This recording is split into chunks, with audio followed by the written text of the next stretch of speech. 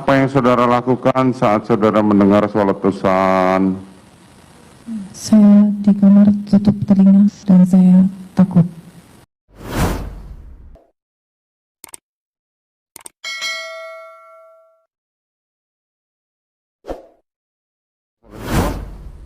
Kemana saudara?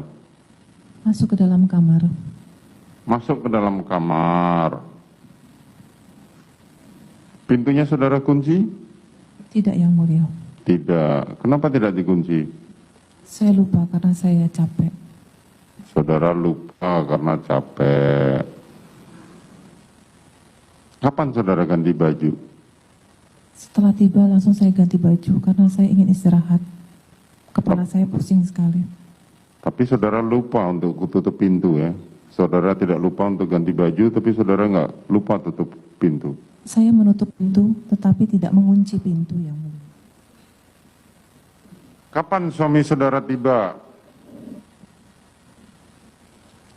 Saya tidak tahu suami saya tiba. Saudara tidak tahu suami tiba.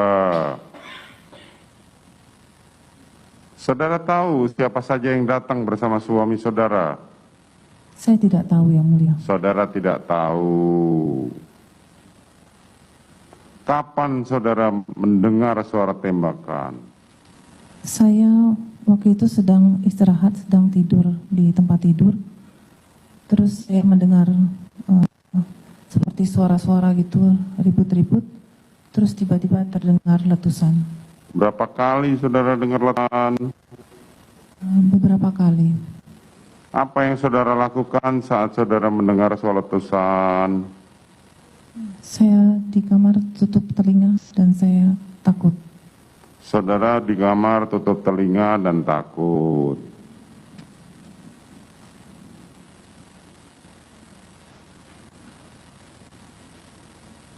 Cuman itu saja yang saudara lakukan.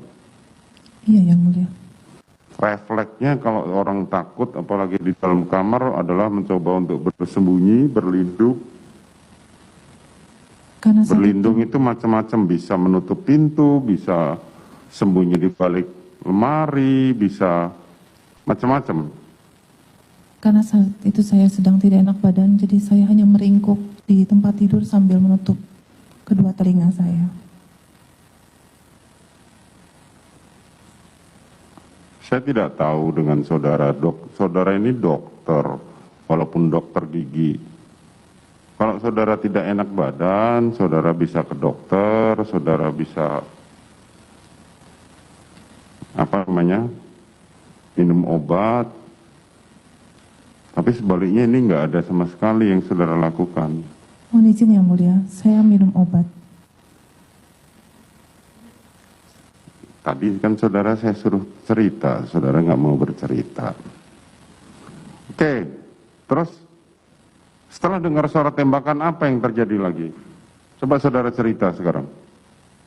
Setelah mendengar letusan, terus tiba-tiba ada yang membuka pintu, saya kaget, saya balik ke arah pintu, ternyata suami saya.